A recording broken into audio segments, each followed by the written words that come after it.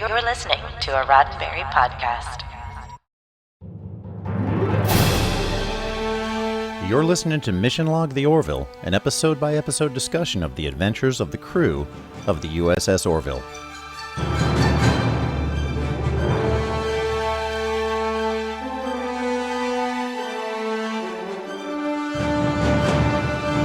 Welcome to another episode of Mission Log the Orville, the show where we explore every episode of the Orville for meanings, morals, and messages, and to see if it aligns with the Roddenberry Star Trek philosophy. This week, Blood of Patriots. You know, the one where Gordon catches up with his old buddy Orrin, and Ed gets super jealous. I'm Jessica Lynn Verdi. And I'm Mike Richards. Mission Log the Orville is a conversation that depends on your participation. Share your thoughts, ideas. Tell us what we missed, or at least tell me what I missed at ML_the Orville on Twitter, Mission Log Pod on Facebook. You can email us at missionlog-theorville at roddenberry.com. And if you're watching this on the Roddenberry YouTube channel, hit like and subscribe. And remember, we may use your comments on an upcoming episode. Now here's Jessica with the recap. Blood of Patriots. Any excuse to throw a party, I guess, but Yaphet is being awarded for his bravery during the Kalon battle. The crew tries to peer pressure Ed into a tequila shot, which he then throws over his shoulder. Saved by the hail, Mercer and Grayson are called to the captain's office by a video call from Admiral Perry, who shares the good news that the Krill are considering a treaty with the Union. The first step is signing a Lock Vi, a document of goodwill to be agreed to by both parties. No one is prepared for this kind of mission, and the only person who has any sort of prolonged contact with the Krill is Ed. He is to see that the Lock Vi is signed and that nothing goes wrong. No pressure. Just as the Krill ship is about to rendezvous with the Orville, a Krill shuttle shoots out and does its best to avoid fire from the Krill. The Orville is hailed, requesting emergency docking. The Krill shuttle crashes into the bay. The crew runs down to investigate. When Tala opens the shuttle door, two humans are revealed, a skittish, mute woman and an unconscious and injured man who Gordon recognizes by the name of Orrin. Act 1. The leader of the Krill delegation is demanding the return of the refugee via video call. He informs Ed and Kelly that Orrin destroyed 4 Krill ships after the ceasefire and that he is in possession of a very dangerous weapon. Kelly reveals that they have found no such weapon. Ed encourages the leader to board the Orville along with the delegation to better discuss the situation. Gordon tells Ed that he and Orrin were best friends at the Union and that they were both stationed at an outpost that was attacked by the Krill. Orrin saved Gordon's life that day, but his wife was killed during the attack, and he and his daughter had not been heard from since. Orrin revives abruptly under the care of Dr. Finn, who requests that he takes things slowly. Orrin asks after his daughter. Dr. Finn attempted to bring her to sickbay, but she resisted. Orrin reveals that 20 years in a Krill prison camp and indelicate doctors had caused her to not speak, let alone not feel comfortable with being examined. But he assures her that his daughter is healthy, if not mentally, but physically. Gordon greets Orrin, who is thrilled to see his old best friend. Ed interrupts to get answers. Orrin says that he knows nothing about the destroyed Krill ships, that they only escaped from the Krill prison and did everything they could to even get as far as they did today. Gordon visits Ed to tell him that he doesn't think Orrin is capable of the kind of destruction he's being accused of, even going so far as to suggest that we give the Krill back rubs instead of extraditing Orrin. Thankfully, there are no extradition agreements between the Krill and the Union as of now, but the Krill ambassador threatens Ed with violence if he does not hand over Orrin and is given 12 hours to decide. Act 2. Gordon visits Orrin to throw back a couple brewskis. Gordon remarks at how much Orrin's daughter, Lena, has grown up since he last saw her as a child. She was traumatized in the Krill prison, but she is strong.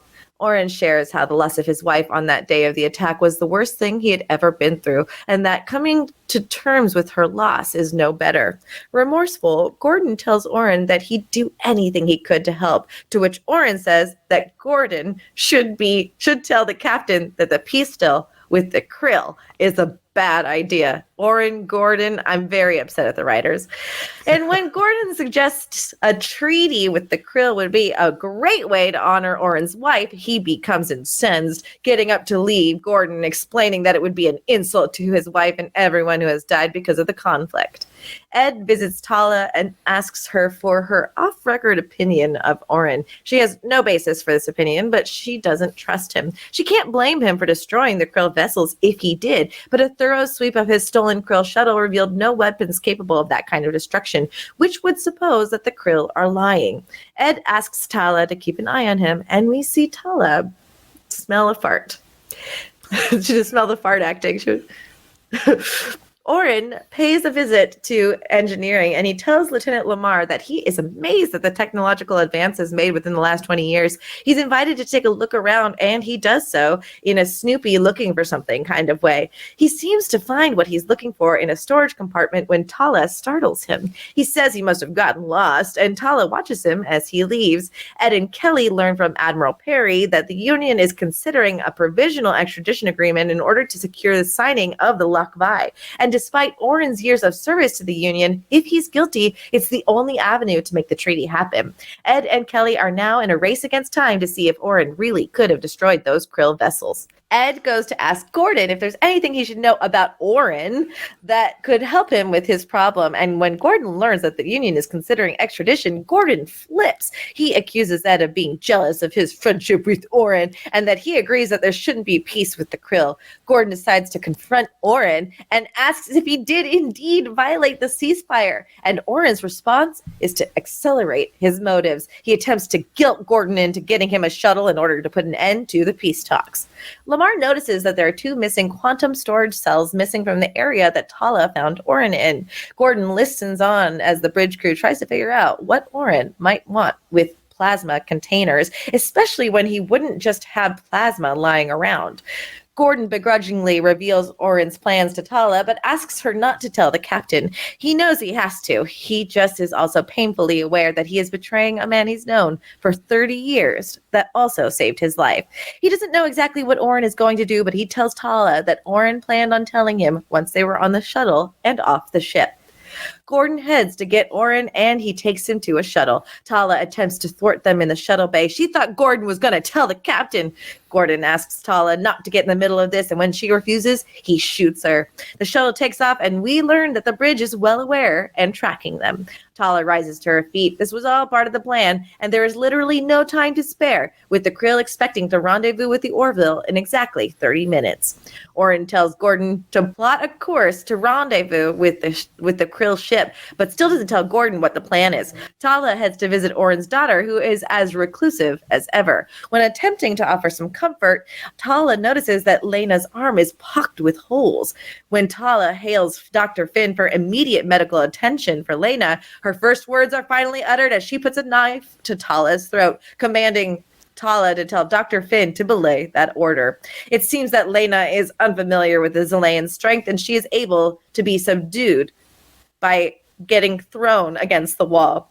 Out pours orange blood from Lena's nose, just in time for Dr. Finn to arrive and notice. This alarms Dr. Finn, who ushers Tala out of the room and commands that the bridge use a force field around Lena's room and initiate a nitrogen purge.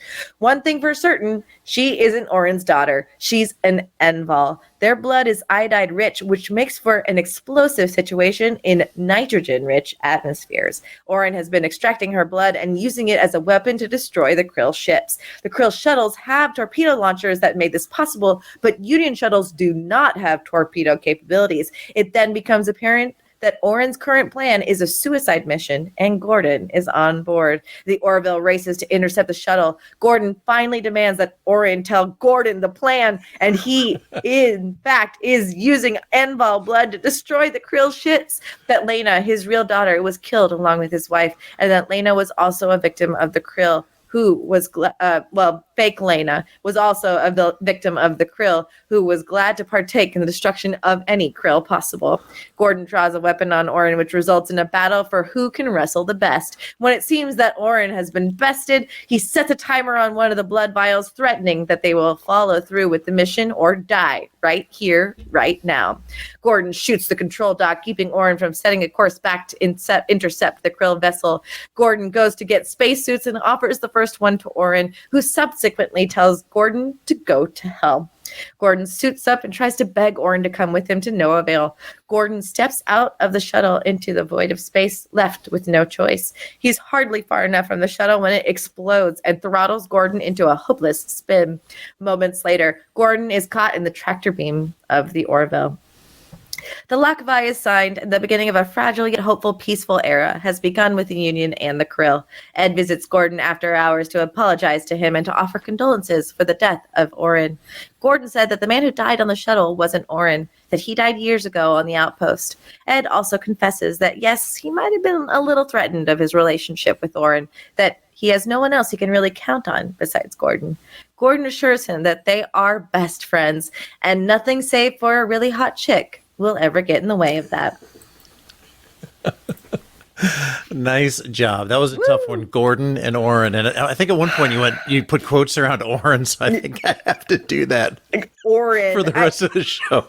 Orin. It's not a bad name, like it's not. Orrin Hatch, I think, and there's been some famous Orins around. I think Orrin Hatch is a real human. Real human. I don't really know why that name is rattling around inside my head, but there are. I have heard the name before. And Saved by the Hail, loved it. So good, right? I was so impressed with myself. Good. Just reminds me of how much I want Mark Paul Gosselaar to play Captain Kirk in the upcoming Star Trek 4 in the JJ verse. That being said, this is so not what this podcast is about, but I am so happy that there's another movie coming out. I was dismayed to learn that they had to run the numbers to see if there was interest enough for it. Did you see that in the article? And that just goes to show casting doesn't matter anymore. It's just like, oh, well, they do the numbers we want, Right. But that being said, say what you will about the Kelvin timeline. I'm a fan. You're totally right. Maybe we need to see like a mirror universe Mark Paul Gosselaar against but Chris he would Pine. be the nice one. I think Chris Pine would be the mirror universe one. Well, one or the other. Yeah, totally. I'm just saying you're not wrong. There's such a strong resemblance there. It's very impressive. So very funny to me. No kidding. So fun episode. In the timeline, it was about a month after the Identity 2. The events of the Battle of Earth. Written by Seth MacFarlane, directed by Rebecca Rodriguez. Her first effort on the Orville. Look for her to direct an episode of the upcoming NBC science fiction series Debris that's getting ready to premiere. I do think it is the first female director, though, on the show so far. There have been more than one. I don't know if this is the first or not, but I am actually impressed by the fact that as the show progresses, I have seen more female names credited as the director. Not to assume gender. Fair enough, too. Right, exactly. That's fine. John Debney, who normally creates the music for about every other episode, made a really good effort with this one. One of the neat things about this one, it was one continuous song from the time Gordon grabs Orin and steals the shuttle until Gordon is looking at the picture of... No way! Yeah, isn't that crazy? That's impressive. It is. Wow. Going back, I may watch it again just for that. Guest stars, we have Mackenzie Aston, who played Orin. He's the son of John Aston and Patty Duke. For our older fans who know who Patty Duke is, and he's the younger half brother of the fat hobbit, the Rudy, who is out there giving his best effort on the football field in the movie Rudy. I hate how people always call hobbits fat. No. He was a particularly fat hobbit. Yes, of course he was. I'm just kidding. I would not call Perry or the others. You're totally right. Live. They were live, and he was potato. But he is, he is the half brother of Sean Astin. Wow. Yeah. Sean Astin was adopted by their father, John Astin, when Sean was 3. That's why they have the same last name. Finally, if you don't know who John Astin is, I'll just say that he's creepy and he's kooky. He is also mysterious and spooky. What? He's altogether ooky. Ooh. He's the patriarch of the Addams family. He played Gomez Addams No way. in the 1960s version of the Addams family. Oh, nepotism. Sure enough, they never would have gotten their start without it. And we have Eiley Key as Layla. I found 6 other acting credits with her, as well as some voice work on the video game Eliza. Okay. So could not find a lot on her on IMDb, but she seemed like a great actor, and hopefully we'll see more of her in the future. She lightly reminded me of an actress on Firefly. I know she's not the same actress, but she kind of had a similar look. Summer Glau? Yeah. Yeah, I think they were definitely going for that Summer Glau. Not Miranda, I can't think of her name, but that vibe on. Yeah, like if that actress walks into audition, you're like, oh yeah, you definitely cast her on that look alone for sure. Exactly. This episode reminded me a little bit of the Next Gen episode, The Wounded, where there was a kind of a tenuous peace treaty with the Cardassians, and there was a Federation captain running around that Chief O'Brien used to work for. And he was kind of continuing to wage war on his own. And a little bit similar theme to Star Trek VI, The Undiscovered Country, when they were trying to make peace with the Klingons, and there were some folks that were just not having it. How about yourself? You're usually pretty good at picking out maybe a similar. No, I think you're the one who's real good at it. Rarely have I seen the ones that you're referring to. I've seen that movie. I just don't remember it well enough. And I do think about this often, though. Like, is the love of Star Trek infusing the storytelling that Seth wants to tell? Or that Seth wants to do with this show? Or is it like, what would be a great episode is if we did this and this, I think subconsciously we tell the same stories with our shell of the storytelling mechanism. I don't think he's stealing the stories, but these stories we've seen them, right? Like there's a lot of similar themes. Correct. And I don't think they're being stolen. I think I don't think you're saying that either. I think there are about 100 good ideas. I took a philosophy class in grad school, and kind of like on day one, our professor handed us a piece of paper that said 100 great ideas. And he said, that's it. Like, if you can come up with another one, let me know. He was like, but I'll be able to put it in one of these boxes. So it was interesting. So I think you have similar tales that need to be told again, tales that need to be expounded upon, and stories that can be maybe fleshed out a little bit more. And with 850, I think we just hit hours of Star Trek in the can. There are bound to be some similarities that one can find. 850? I think that's the current number and counting. Wow. That's amazing. It's a bunch. That's a lot of story.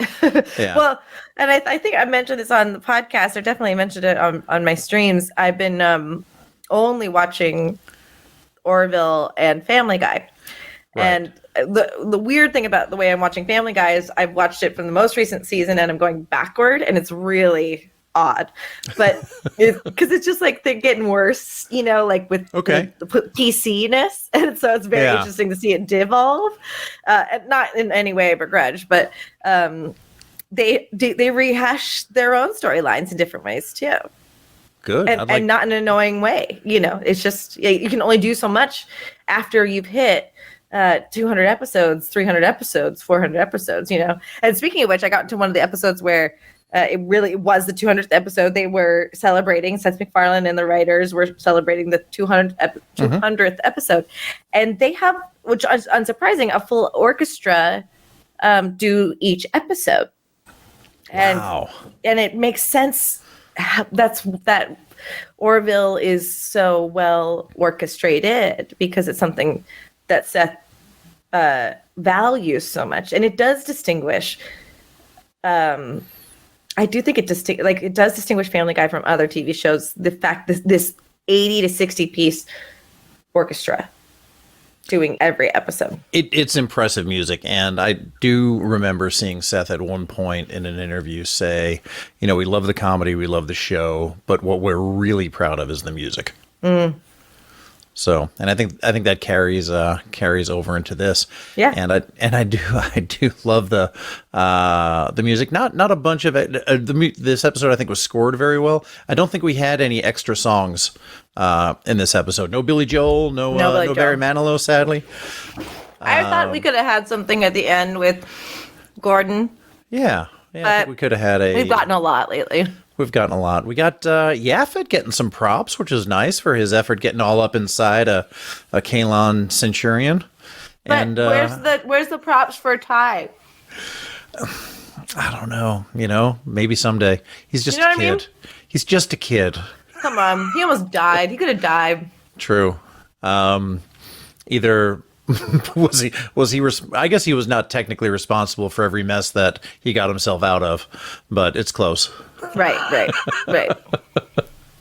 So, and Ed faking a shot of Aldorian vodka. I don't like that. I was just take the shot, man. Take the shot. That's peer pressure, Mike. That's okay. You got to lead by example. Exactly. By not making your crew peer pressure you. Yes. In fact, that would have been a better way out, is just to say, hey, I'm the captain. I could be on duty at any time. I got to answer that 3 a.m. phone call that hail from Admiral. And Admiral Perry Gordon would have been like, "Come on, guy." Come on. Everyone would have been like, "Come on." The thing is I misspoke in the recap and said tequila, and it was vodka. Vodka I can drink. If someone made me drink tequila, my response would be like, I would puke right now. You really got to make me drink tequila right now? That's what you want? A shot of tequila is generally for me, I need to work my way up to it. Oh, interesting. Yeah, like I can do a shot of tequila, but it's not going to be right out of the gate. Sure. Yeah, that'll be well into the night, and probably. I mean, also, where do you think it's going to go? Like, he's just going to throw it?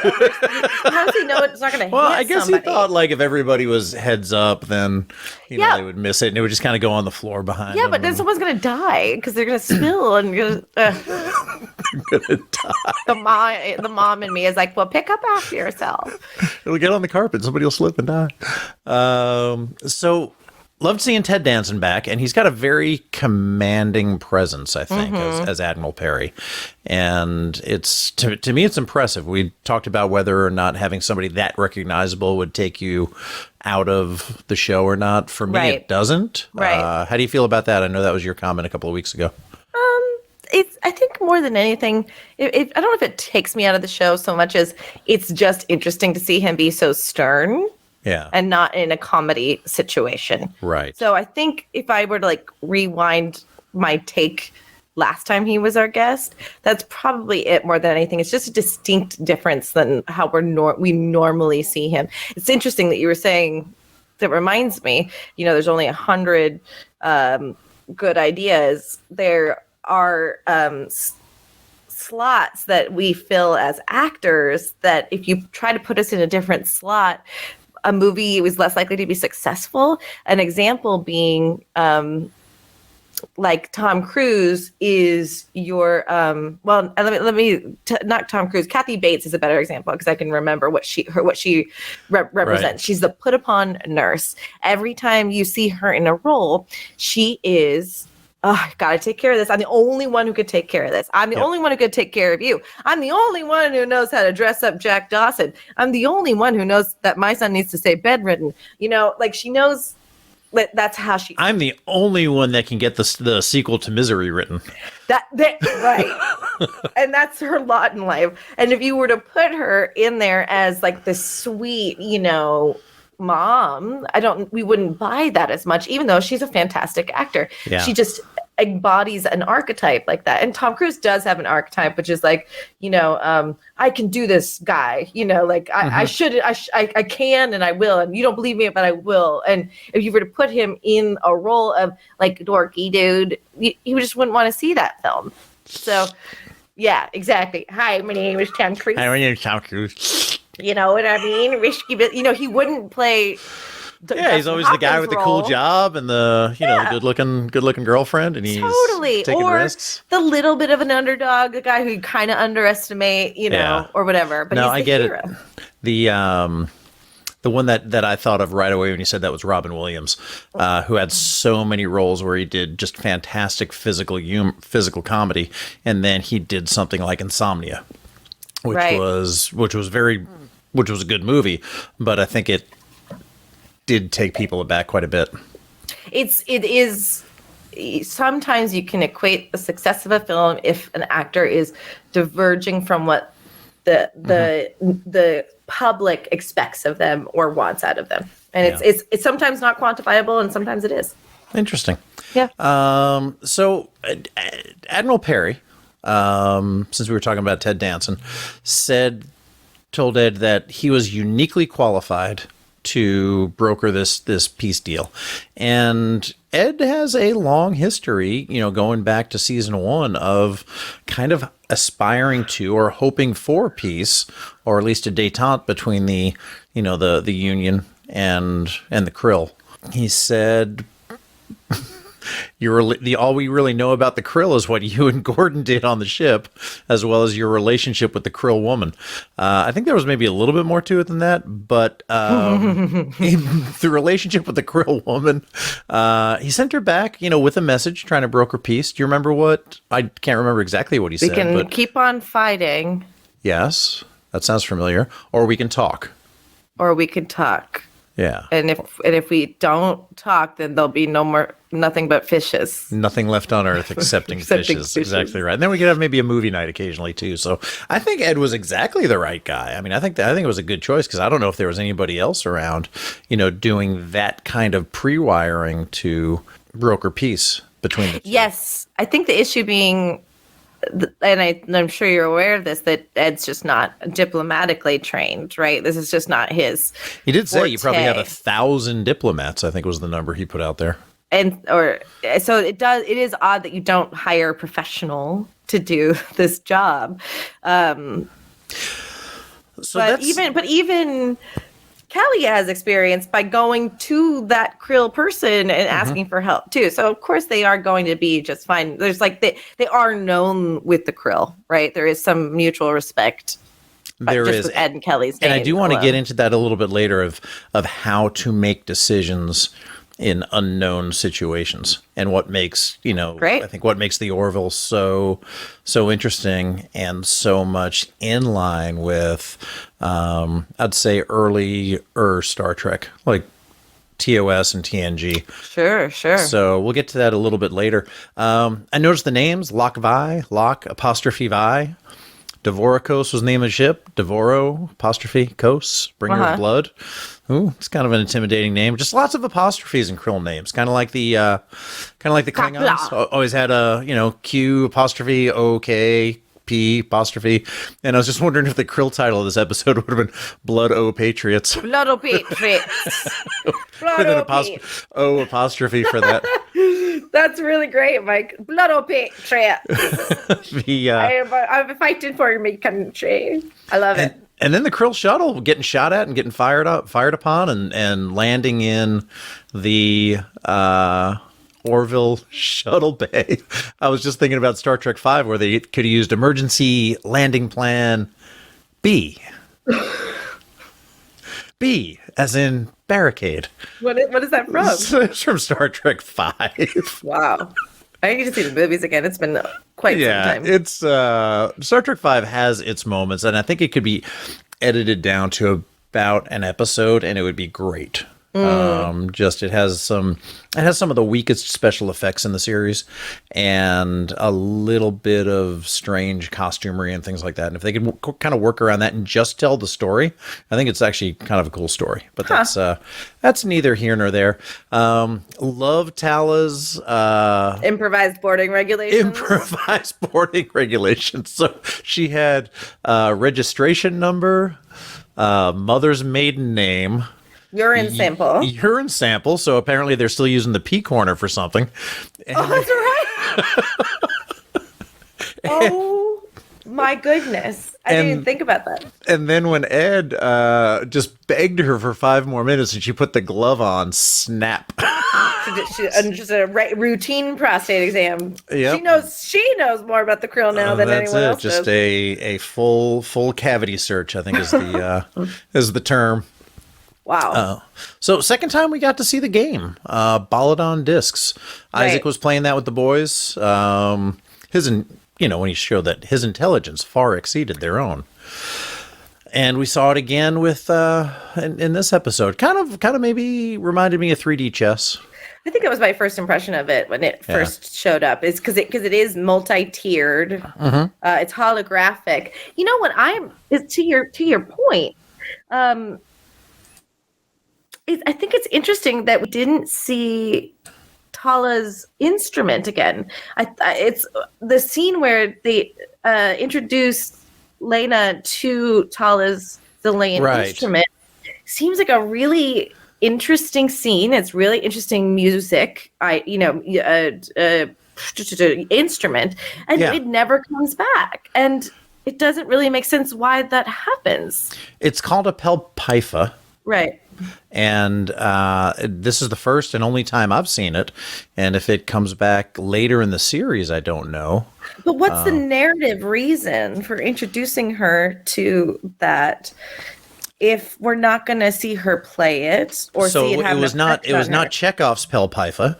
They did not introduce it early on and make sure that they used it for something later on in the was it pelpaifa in the show. I think that's how it was. Pelpaifa. No, does Chekhov have a pelpaifa? No. That's just kind of like Chekhov's gun, the storytelling narrative. Yes. That if there's going to be a gun, if you're going to show a gun in Act 1, the problem you better is use it in Act 3. We have a Star Trek Chekhov, and now you've confused me. Yeah, so that's okay. the problem. No, it's okay. It Here is we okay. go. So that was neither.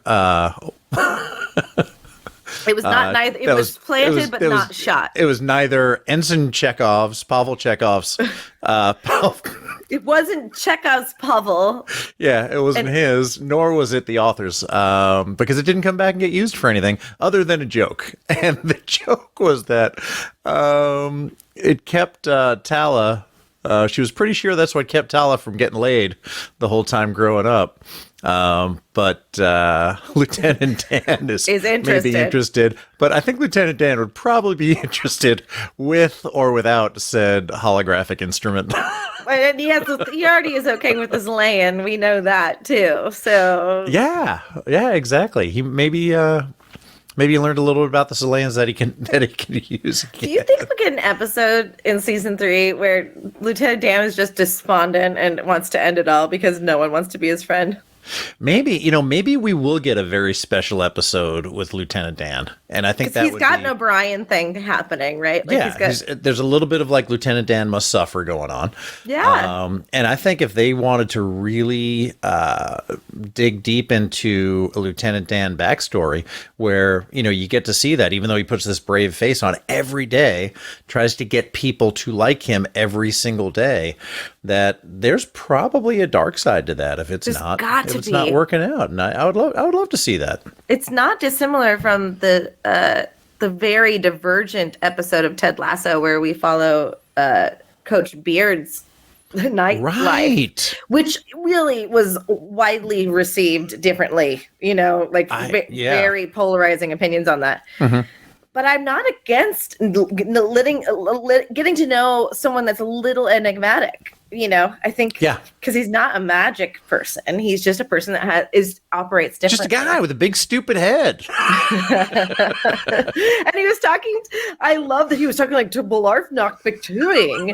Like he was talking to the Sims guy, essentially. And that to me was that balanced out the conversation when Ed went into Tala's office and said, "Hey, I need your advice off the record. Do you trust Oren?" Mm-hmm. And she was like, "I got no reason to, but I don't." Like that to me was such an office politics kind of conversation. Like, hey, I'm going to talk to you. Doors closed. Don't tell anybody I said this. This is completely off the record. And then it goes to another kind of the other end of the spectrum. Office politics of like we should have like casual Fridays, man. I just want to come to work in a t-shirt. Belingnar Patunik. Barshik. Like cool. totally gonna do that now. Binarni. So I actually know one of the people who invented Simlish. Oh, that's awesome. Isn't that cool? It is. So it Lingnar Patuni. and I know, and that's what I like. I mean, even though some is comedy and some is not, I think it does accurately reflect what I see or what I have seen as just kind of like, the office conversations from the ridiculous to the sublime. Now, speaking of Lieutenant Dan, and last, when we saw him in Deflectors, he was with the cupcake. Oh yeah, tractor beam engaged, served by Ensign Turco. Oh yes, who we have not seen since. She was not in Identity 1 or 2. She was not in this episode. Did Clyden murder her? Did or more likely, did she and Seth break up? Yeah, that sounds right. That sounds about right. That sounds about right. Yeah. We'll have to see. I love how we have our own through lines just from doing this show about a show that we didn't write. But that's such a good theory. I'm proud of that theory, frankly. Yeah. She's a hottie patati with a body. Yep. So are you sure she wasn't in Identity? I feel like she was.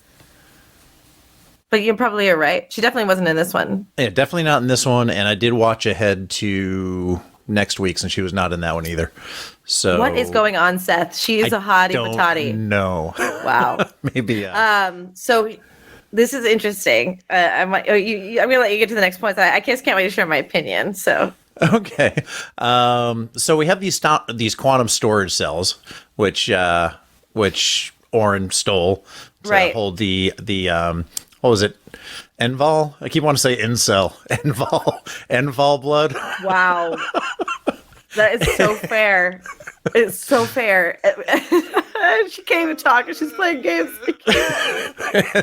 So he stole those things. And I remember at one time, I think I had like 3 of those in the back seat of my car, like in the 90s, just from like going through the bank drive-through where they send you that tube. And then you just like is that what it looks like? Yeah, that's what it looks like. And then you get your money back. You just drive away with it. So, wow. Yeah, it looked like that. I am not surprised you don't know what they look like, but I knew those existed. I was at the LA courthouse in October for jury duty, and there's always vestiges of the previous life, and especially in an old building that was clearly built in the 20s, and there were air tubes, and I only noticed it because when we were there for an hour waiting to get into the courtroom, and I was like, oh my God, they had them. And I was so excited about that because it's really a pretty efficient way to send things, if you ask me.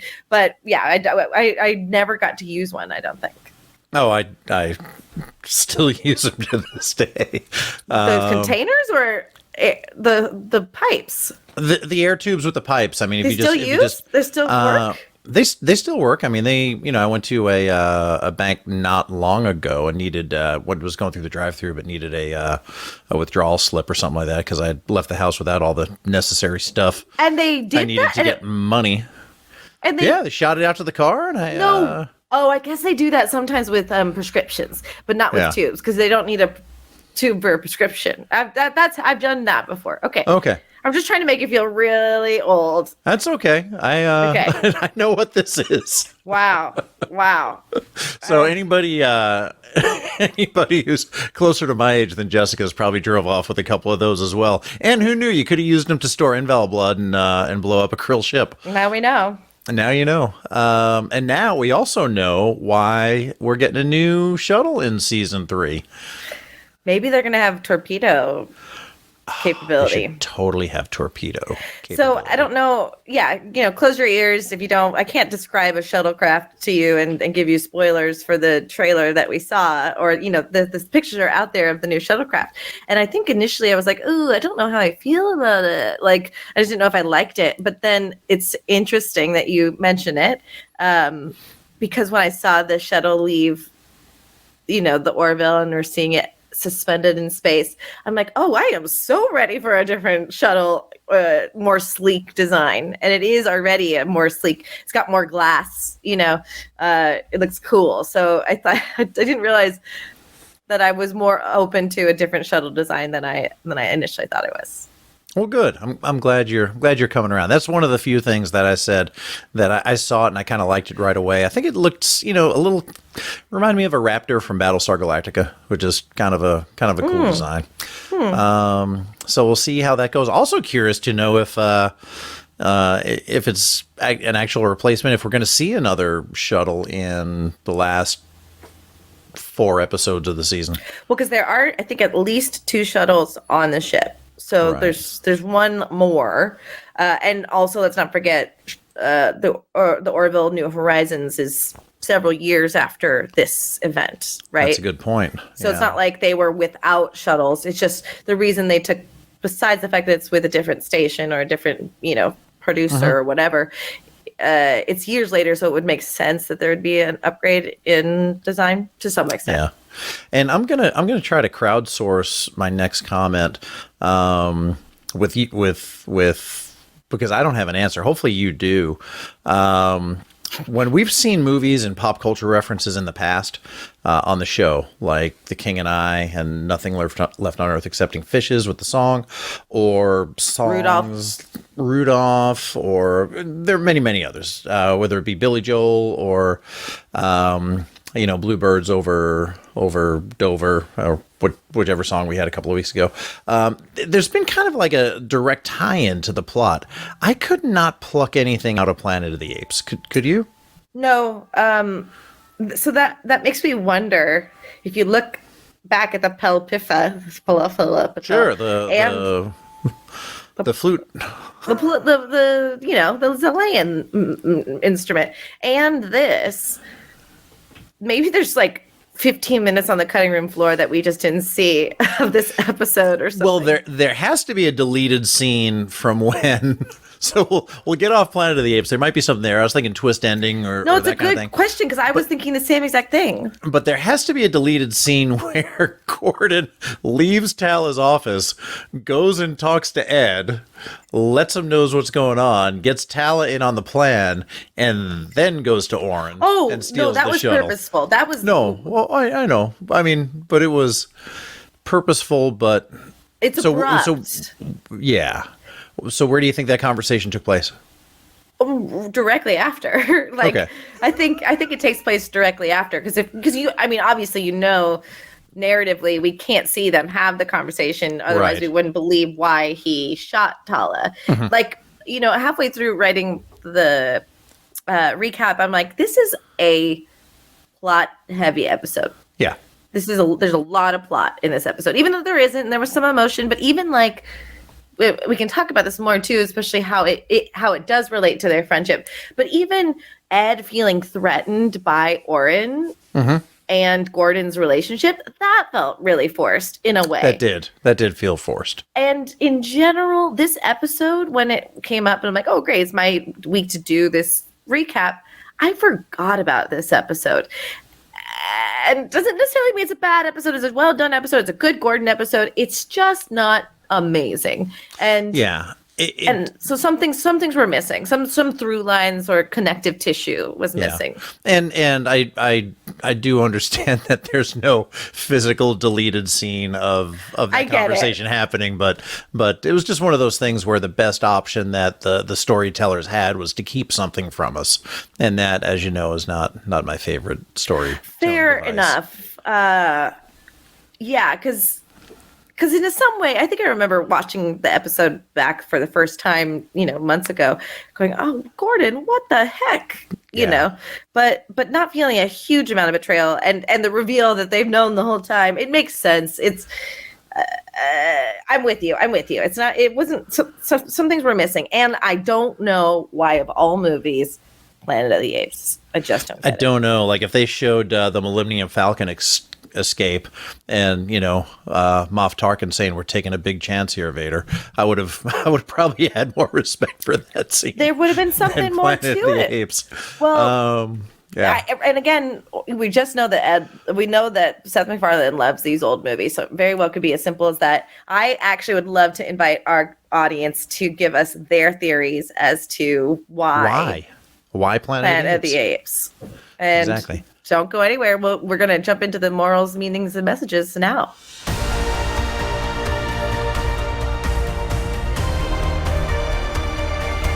All right, so we have come to the part of the show where we're going to explore the big ideas in the episode, Lodo Patriots, and discuss the messages, morals, and meanings, and discuss whether or not the episode needed to have Planet of the Apes in it or not. No. Please tell us why Planet of the Apes. Or not the episode aligns with the Roddenberry Star Trek philosophy. Mike, there's so many things about this episode that I actually need help on with you. Please. And the majority of it is its undertones of patriotism and duty to one's country / military. And so okay. I think I can help with that. Yeah, I'd like, because when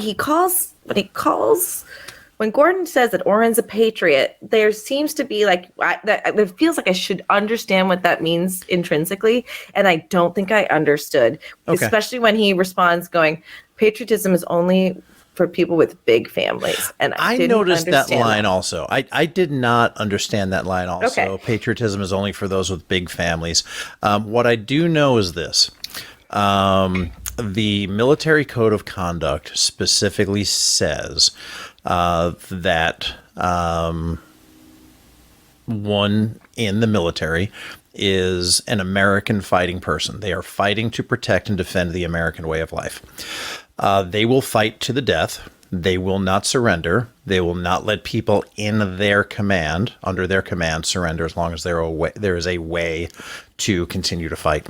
If they are captured, they will continue to fight. I see. If they are senior, they will take command. If they are not senior, they will follow the command of those who are senior to them. If they escape, they will continue to fight. So Oren, I have no problem with anything Oren did. He was essentially a POW. He was, to a point, he was a POW. Right. He escaped. He tried to disable. He could have gotten to the Union. Sure. He could have chosen to do that. On his way to the Union, he fought against and disabled 3 Krill vessels. Is that what you think he did? I don't think he did that. I think he decided to be a mercenary. Okay. And just so happened to be on a course that he found the Union ship. I feel like that's how I read that. That is probably true, right. or quite possibly. I sort of read it as he escaped and he was able to cause chaos behind enemy lines on his way back to the Union. Okay. Right. So if that was if he stayed behind enemy lines on purpose, that's probably beyond what his duty called for. Right. If he destroyed Krill ships on his way back to the Union, then I think that is exactly what he was expected to do. Where I think he crossed the line was where he went to sabotage the peace talks. Right after the fact. So destroying the 3 Krill ships, I think you could make an argument that is what somebody is expected to do as an escaped POW. So Ed does ask. Oh, I'm sorry. Continue. No, it's okay. And then I already made the point that, however, once he was safely in the confines of the Orville, stealing a shuttle, going back and sabotaging the peace talks was definitely a bridge too far. Beyond it, because you're right. Then so let's say that the Patriot rules apply, which I'm so grateful for that. I did not know that was the extent of what is expected of you as a military person, and that makes so much sense.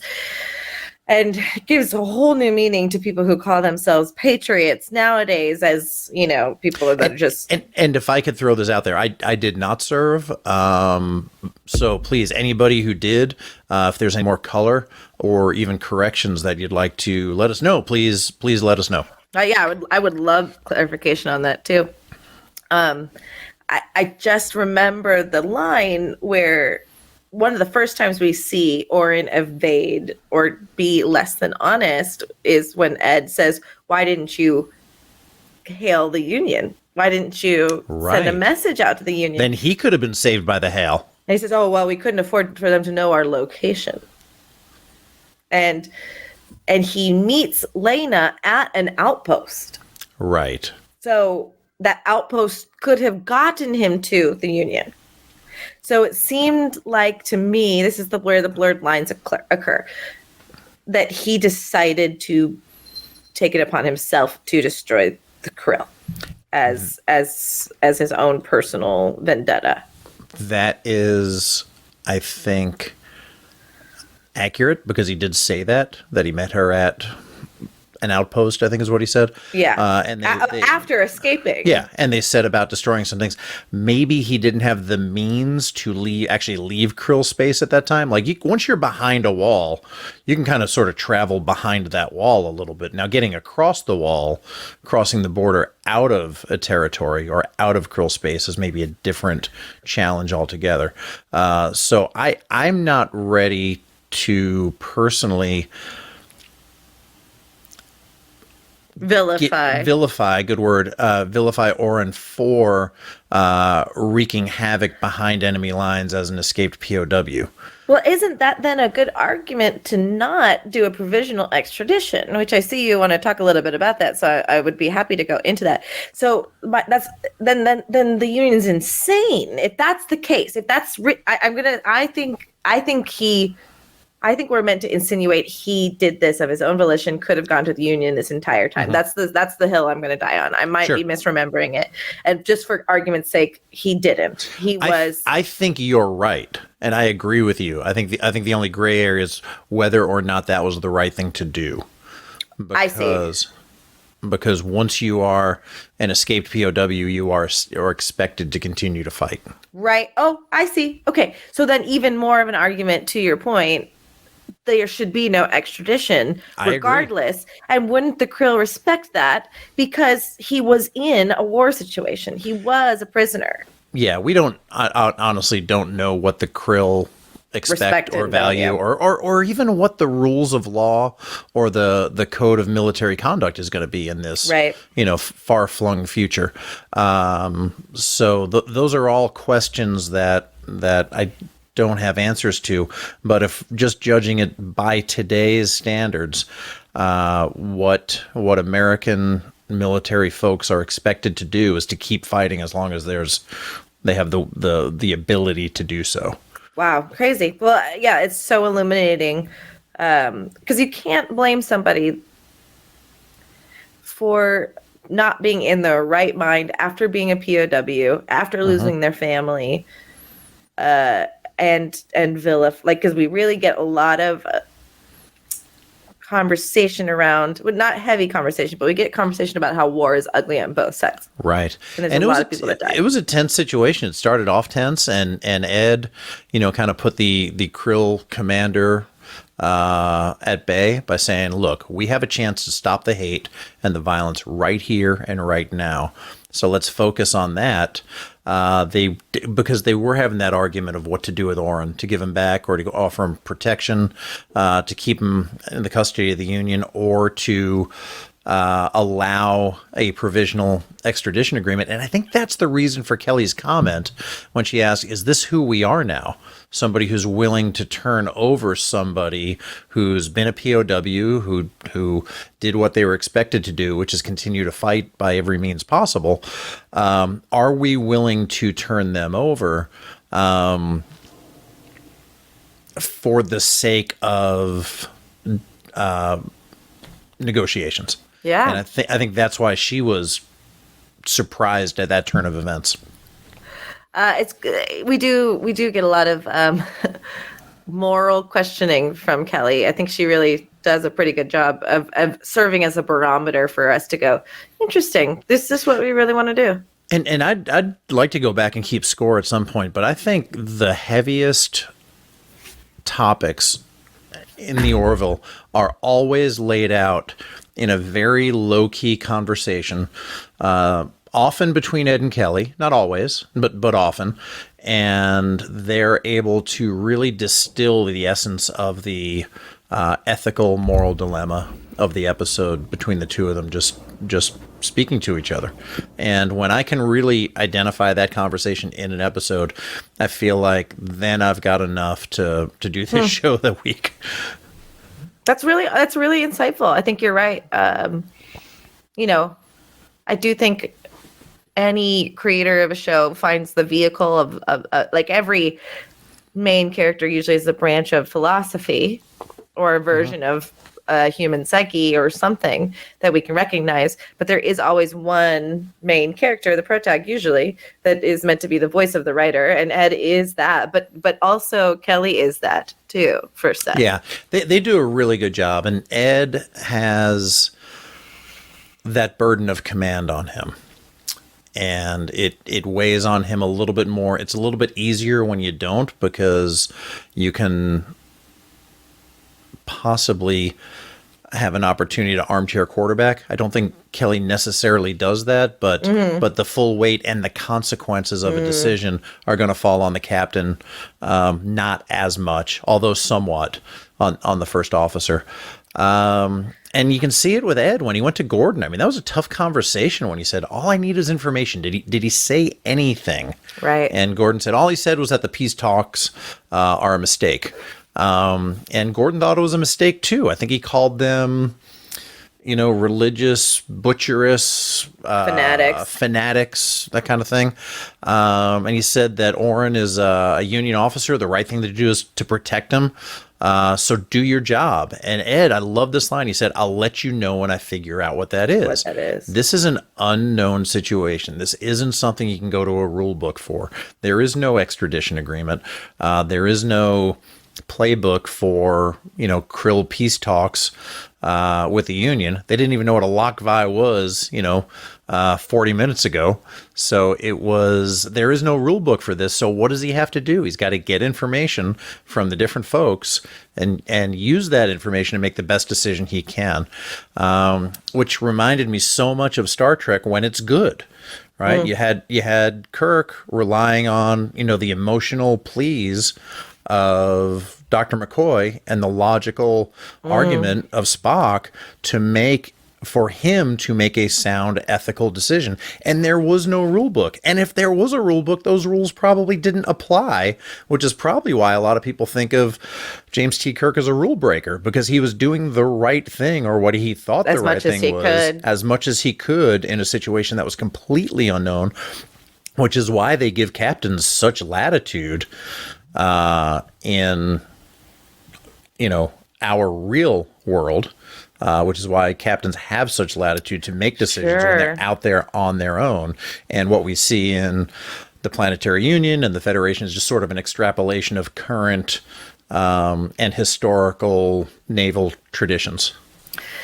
I think that's exactly right. And now I'm really understanding what makes a show in space so appetizing in that way. It's so much different than a Law and Order, when it really is just a whodunit, which today is which today isn't. This episode is a little bit of a whodunit or how done it, right? But really, at the end of the day, what's going to happen to the bad guy or the person that was the perpetrator is based off of the law, really. So there's not a lot of wiggle room. Maybe how they solve the crime or figure out who did it is they have the wiggle room there, but we are watching moral dilemmas play out in a real-time scenario. And when space is unsettled and completely unknown, there's always going to be a brand new version of events that demand a different set of cognitive abilities. And that's why it makes such a great metaphor for what we do here right now on Earth, because every second that ticks by, we are sailing into the unknown. Things that are true a minute ago, things are changing faster than they've ever changed before. Rules are changing, attitudes are changing, and the way we make decisions is changing. And I think a show like this, when it's really serving a purpose and providing a service for people who watch it, shows us how to acquire information, think critically, and make good decisions. I fully agree. I think they do a good, Even in Family Guy, some of it is so crass and some of it is insane, but there's also messages there, you know? And you may not agree with it. I can understand why it got canceled 15 years ago because people just were not ready to Hey, I'll do Mission Log the Family Guy with you. We'll be doing this into our old age. We should be doing that.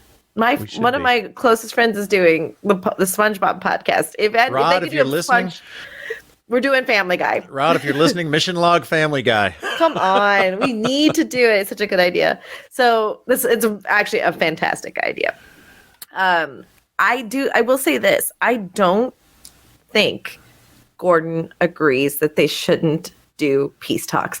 I think he was standing up for his friend that's hurt. 100%. I think he was getting caught up. I think he was emotional. I think he was torn.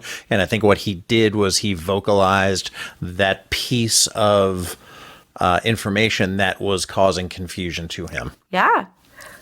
Which is why I don't even think Ed was jealous of Oren and Gordon. No, I don't think he was either. I thought that was I felt like a tactic for Gordon to win that argument. It was. I think it was a little bit of maybe gaslighting. I think it was possibly totally. I think it possibly may have just even been an attempt at humor. But I liked Ed's response. He was like, "What are you kidding me? What are we in 6th grade?" Like, I just thought that was odd though that they went back to it and go, "Yeah, maybe I was a little threatened," maybe it's just Ed being the bigger guy and going, "Listen, man, this is how much you mean to me." I think that's probably a great way to look at it. And it really was. I mean, when Gordon was asked by Oren to get a shuttle, and he knew that was a line that he was not going to be able to come back from, he had a real easy out, man. All Gordon had to do was sign Ed's name on the shuttle log, and he could have totally.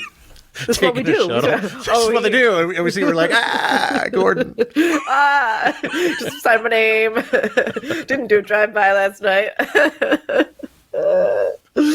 That is fantastic. You're right. This is our own little world that we're living in. It is, man. I like that we keep connecting back to these things. It's so good. Yeah, I'm glad to have a little bit more clarification on what the patriotism means. Mm-hmm. It isn't cut and dry what is the right thing to do here. I think the only really, really, really wrong thing, if we're taking the stance that he fought Krill's ships as he was trying to escape, is bringing the Enval on illegally onto the ship. Right. And to me, I think escaping from the POW camp, causing havoc behind enemy lines, eventually reaching a Union ship and safe harbor on the Orville can all be explained away and can all be justified. But stealing the ship, going back, trying to destroy more Krill and sabotage the peace talks, obviously, maybe not so obviously. For me, that's where it crossed a very clear line into not being patriotic anymore, but being on, in business for oneself. I do like the fact that they kind of used Oren's lack of understanding of new technology against him. I thought that was an interesting piece of writing. When Gordon cloaked the shuttle, he said, "Okay, we're cloaked. Now I don't know why I'm doing it like this. Okay, Gordon doesn't talk like that. No. Okay, now we're cloaked. The Orville can't track us anymore." But I was like, wait, can the Orville really not track a cloaked shuttle? And then Bortus was like, catch that. And then Bortus was like, "They're cloaked, but I can still track them." And then I was like, they can. They just lied to the guy who's kind of like a techno, not up on technology. That is so subtle too, because they didn't hit us over the head with that. But we've already dealt with him. He knows enough about the plasma and where to get the plasma containers and stuff like that. But you're so right. Like, what a simple ruse. That's a good point. I thought that was a nice, subtle piece of writing. So what do you think? Did Blood of Patriots align with the Roddenberry Star Trek philosophy? I think yes, I think we haven't gotten a lot of how the union works and not a love story in a little bit. And it's been good to see how this military contingency makes decisions on its heels. So yeah, I think it's very Star Trek in a very linear way. Yeah, I think it told a really interesting story about how much war and loss and grief can change a person. I thought Mackenzie Aston was excellent. I looked for other things to watch him in, and I think I'm going to try to explore some other of the roles that he played, because I thought his acting personally was very good. But I'm not a professional, so I don't know. No, he was good. He was good. And I thought Scott Grimes had some chances to shine also, which was really good, and not in a comedic way or a singing way. So I was really, really happy to see that. I thought they were believable as friends. I bought into the history that they had together. And when Gordon finally, I think, found his moral compass, he just looked at Oren and he said, "I'm sorry, Oren, war is hell on all sides, but this agreement can stop the killing." And this episode was a way for the Orville to look at things, so simple as, or not simple as universally truthful, that war is hell and that war has casualties, whether those be combatants or just the innocents. Sometimes people die right there on the spot, and sometimes they live, but they're never, ever, ever the same. And sadly, after the fact, you're never going to be able to put the toothpaste back in the tube or put Humpty Dumpty back together again, or go back to the way things were before. No amount of fighting, no amount of killing, and no amount of revenge will ever make up for what is lost. But what we can do is move forward together to try to create a brighter future. And I think that's where this show ended up. I think you're right. What a lovely way to put it. Thanks, Mike. Mission Log the Orville is produced by Roddenberry Entertainment. Technical production by the indefatigable Earl Green. Please don't cut it out. Our website and your opportunity to comment and connect with us is podcasts.roddenberry.com. Join us next time on Mission Log the Orville as we discuss the episode Lasting Impressions. Oh, some more Gordon for us. And some more Gordon. See you then.